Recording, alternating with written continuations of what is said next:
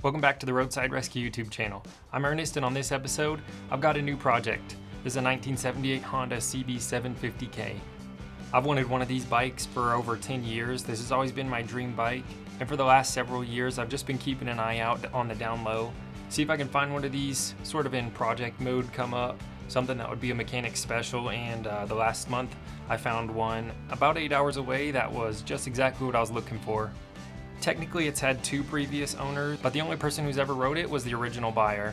So it's been out in Colorado 8 hours away. I made the trip out there one day and back, which was a mistake in my opinion, because if you're gonna do a trip 8 hours one way and 8 hours back in one day, you literally don't have time to stop and do anything. So I totally would have done it in 2 days, or just looked for something a little bit closer, or just waited a little bit longer. Realistically, I would have just done it in 2 days, because there was tons of cool stuff and we just had to keep driving the whole time. Anyways, picked it up from some guy out in the middle of nowhere in Colorado. Pretty crazy place, one of the weirdest places I've ever been to be honest. And on the way there, the truck started overheating. Initially, the AC stopped working, and it seemed like the AC core itself was actually frozen solid, which is a sign of not having enough gas in the system. Honestly though, these Rangers take like 5 pounds of coolant. It's ridiculous. So they always say when you're in doubt, you're probably just low on gas. And if in doubt, just add more. So I thought, shoot, we got an issue with the AC, so we ran it without AC for a while, and it started getting warm. It was over 100 that day, and we were driving out through the desert. So I got this bike back here. Here's the footage of the next morning. Don't have much from the day of travel again, because we were just in the truck booking it the whole time. All right, here we go. It's the next morning. This is the first time I'm able to take a good look at it. And I learned some more about the story yesterday, I'll tell you. I took the tank off just now, and maybe that was it, I don't remember, something else. It came with this box of stuff, so I'll dig through that later. Super happy that whenever we got back here this morning, I realized the little cover for this had slid down and was just sitting right here. So luckily that didn't fly away, but it came loose. Look at that, 10,000 miles. There's a barn find and a half right here. Well, it's technically two owner, but only one person ever rode it. And let me tell you why. It was owned by an old dude who owned it, and he was working on it in his garage one day, and it caught on fire. Hasn't run since. The guy passed away. After he died, the guy I bought it from his estate, but he just left it sitting in a barn for a few years and never got around to touching it. He was gonna make a cafe bike out of it. And he actually doesn't even like Hondas. So it sat around his barn for a few years after that. I think it's been like quite a while since then, probably closer to 10 years than 5. So I'm gonna use my engine hoist to pick this up, and then I'll move my truck out from underneath it. I'll show you anything else interesting that happens, and I'll look through this box. And I'm gonna have to make a list of all the things I think it needs. But I'm super excited. It turns over, and everything looks to be in pretty decent shape. Whoa, that sun is bright. This Honda CB754 4-cylinder, that 4 stands for 4-cylinder, it's 750cc.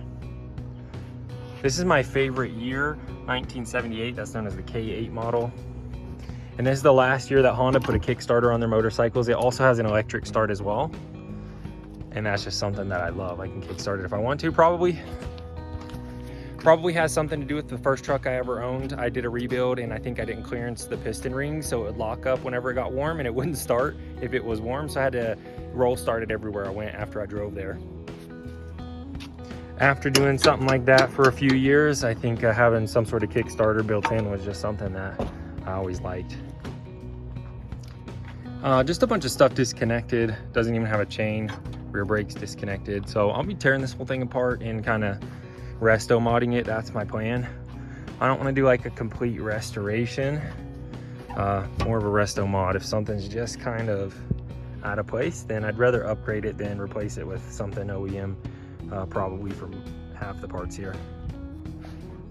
The 78 has my favorite seat. I honestly cannot even tell if this is the right seat for the 78. It kind of looks like it, but it's so worn out.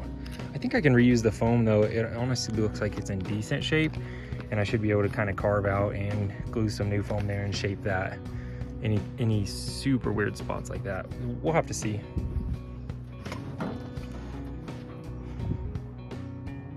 They couldn't find the key for it, and that makes sense.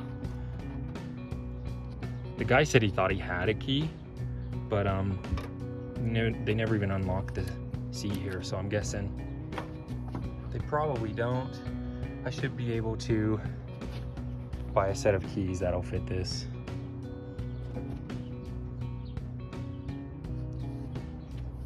Gas tank's dented, but it's honestly a long, deep, shallow dent, so pretty hopeful I'll get that one out without any issues.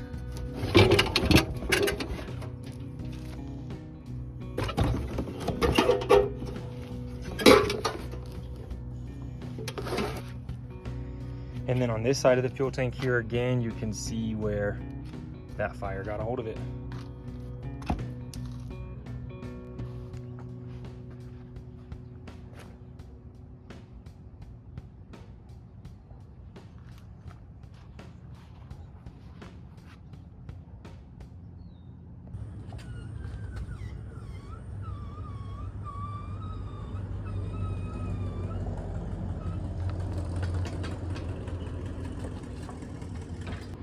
All right, so I'm back here with the motorcycle. The first thing I'm gonna do with this, I'm not gonna be making a single video about getting it running. I'm just gonna make a bunch of different videos about all the different things that I fix, because I'll get it running relatively soon, and then I think I'll just be fixing parts as I go. So I'm not gonna do everything at once. If that makes sense. Hopefully in a couple of days I'll have this thing running right off the bat, and then from there we'll get going to make this thing look perfect. So if we look at the bike, the first thing,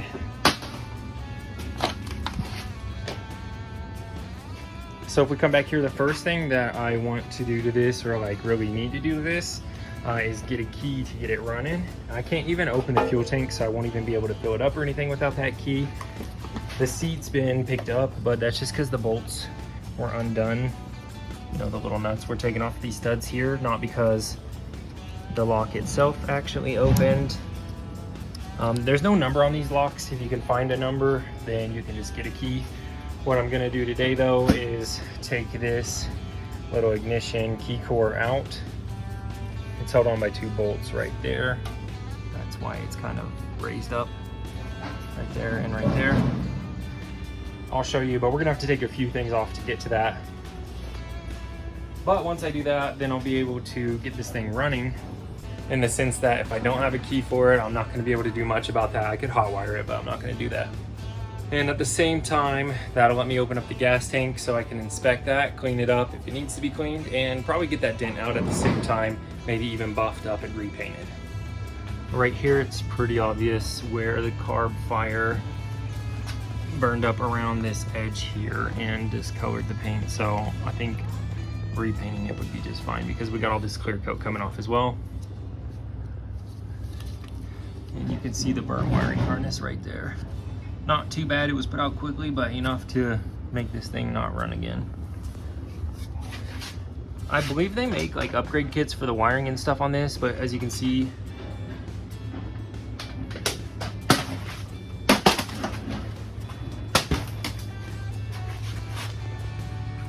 this old fuse here, we have like a little broken fuse grabber on the bottom there, prong.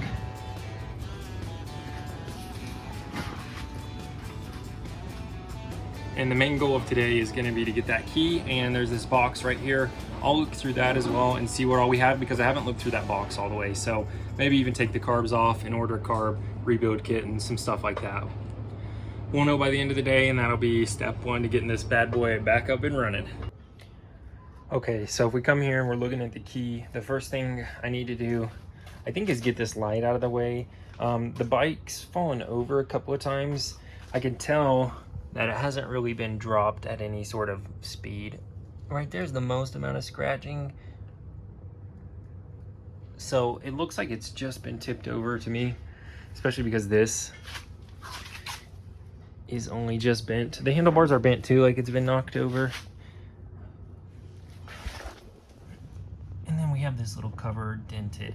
I think I could honestly just poke that back out. They make little billet covers for that. They're like $100, so when I have a spare $100, I'll pick one of those up.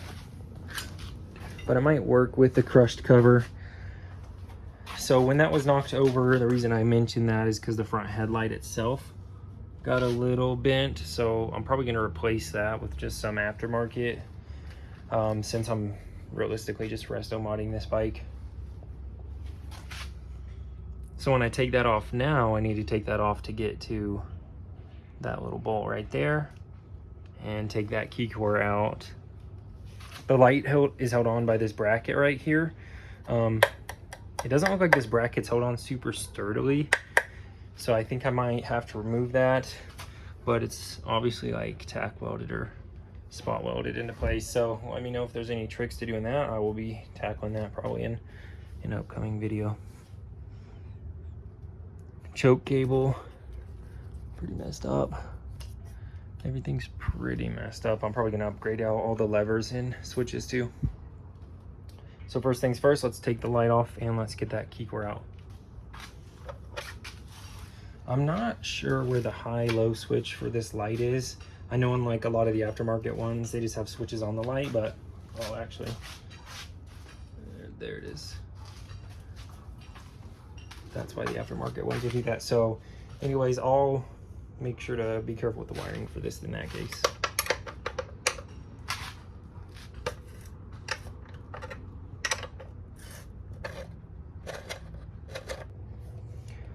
Okay, I was not expecting that. Why are all these wires going into the headlight? Jeez, I'm not sure. There must be some electronics hidden in there. Oh, that was unexpected. I'll deal with that later, but if that's the case, I might just try and upgrade the whole wiring for the bike.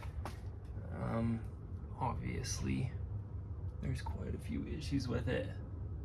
A new main wiring harness is like 85 bucks. But do they make just like upgraded new fuse, new everything wiring harnesses? I'm gonna have to look around. Okay, so there's just those two bolts holding this in. Right there and right there, and that connector. This should pop out the back here. The front, technically. And then let's take that in and get a new key made for that. That'll have all the pins, so for instance, you might not necessarily need a new key to open the doors in the trunk, but you might have less pins in this lock, for instance. And that is the case with this Jeep. I can only get the full key made if I take the ignition core in, not a door key. Actually, I think this just has a separate key. I might be wrong about that. Anyways, I don't want to do the same thing here by like getting the key core or just taking this gas tank in. That's why I'm grabbing this, because perhaps that one has just 5 pins and this one has 7, I don't know. But this one will definitely have the most.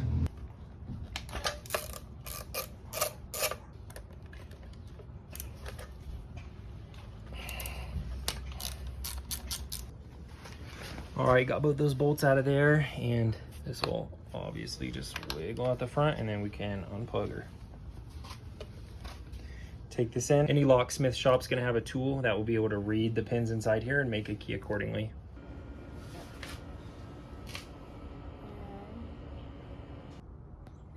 All right, so I just got a key made for it at that super old locksmith. Bro, it was so old they were still using advertising with the word groovy in it. Yeah, I'm actually pretty upset about that, because I went over there and the guy broke the little switch on the bottom of this, which I didn't even want him to touch. I didn't even notice, because afterwards he was talking to me like it was already broken, and I knew that one of the pins was messed up, so it would come loose a little bit. Big old doofus though. Broke off one of the plastic pieces, look. Right there. No, wrong side. I'm just upset because he tried to play it off like it was nothing, and he was like, oh, you know, this thing just backs out by itself, so I'd recommend putting a safety wire or something, some sort of wire on it. And I'm like, all right, yeah, that makes sense. And then I get home and look at it, and he actually broke it, so it just comes out every time you turn the key. So I'm like this close to shouting out that shop's name because I was a little dumb.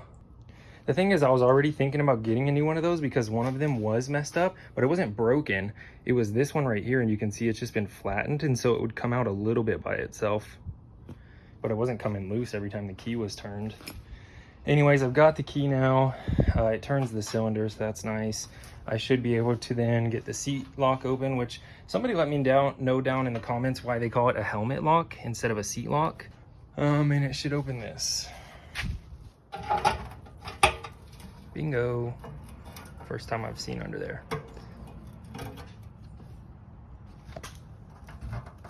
Oh boy, I'm gonna get some pliers. Also, wasn't sure how long it was gonna be until I was able to get this motorcycle running, because I knew I was gonna need a couple $100 more. Could be a month, could be 2. But I was playing disc golf the other night at a local leagues and I hit the ace pot. So I got a few $100 from that, and that's enough to get this motorcycle running. So you should be seeing a lot of these videos in the next couple of weeks up to this thing running. After that, I'll be restoring it. So make sure you're subscribed if you want to keep up. Okay, not exactly what I was hoping to see.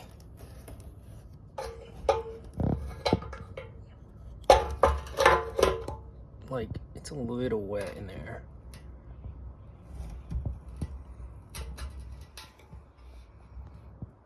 Smells like old gas, but it's not mega rusty. I think I'm probably gonna soak this in vinegar.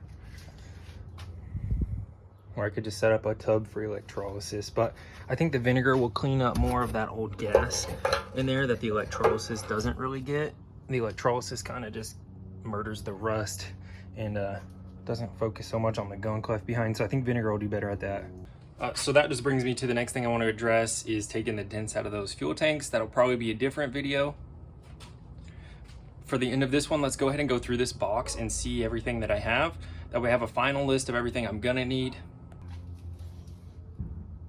There's just a lot of stuff, like these random cables and stuff. I'm probably gonna replace all of the electronics.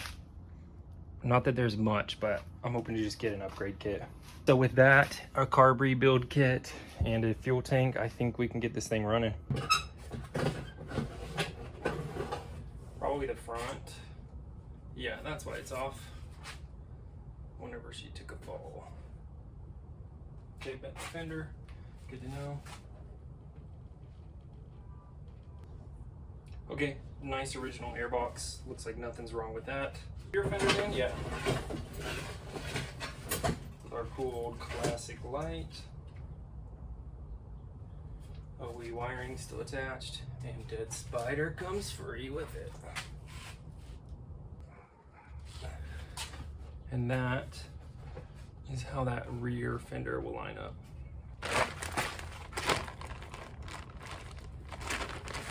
A few hose clamps and some sort of relay looking thing. Bunch of hose clamps, pretty much. It looks like it might not even go to this project, but I'll hold on to it. I mean, it had a paper in it for CB750K. Might be just in the wrong packaging though, just like somebody stuffed the paper in this bag. Because I remember the guy was a little concerned not giving me this bag when I was getting the box of stuff, but he saw the paper in there and I was like, oh yeah, and then gave it to me. So I'm guessing it's probably not this.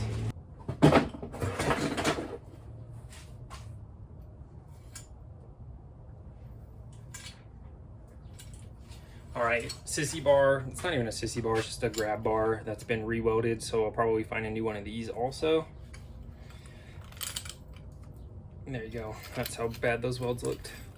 So I wouldn't trust anybody holding on to that. That guy's shop was a little sketchy too. I think he was like, there's always those people that like overhype themselves, and that always throws up an immediate red flag to me, and this guy was definitely one of those people. And I'm guessing he did the weld job on this. Stick weld, no less. This is junk. Just like the front fender pretty much. I might try and chop it or do something aftermarket, but I like the classic look, so I'll probably just get an aftermarket classic fender for it. Some random little nuts and bolts. Bushing for something. I'd be surprised if it's this motorcycle though, it's pretty big. I say that because I'm starting to see junk that's obviously not for this motorcycle. This, I mean, somebody tell me it might be, but this just looks like a junky old pump. Looking like 2 different mirrors anyways. All right, so I've just got 2 different style mirrors here. And I'm not really interested in this one anyway, so I'll keep these, but it's going in between the junk pile and the good pile. Your drum brake, I think the mounting hardware for that might be wrong. Don't know what that's for.